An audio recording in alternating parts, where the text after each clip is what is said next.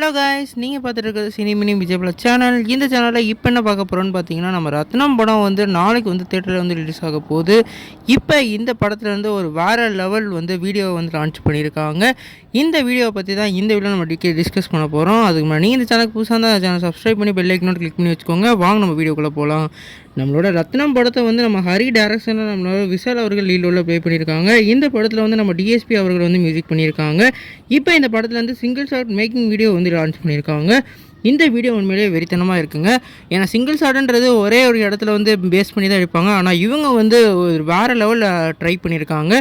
குறிப்பாக வந்து காரு எல்லாமே வந்து பறக்கிற மாதிரியும், அதே மாதிரி இவர் வந்து சேசிங்லேயே போகிற மாதிரியான சீக்வன்ஸும் வந்து இதில் பிளான் பண்ணி எடுத்திருக்காங்க.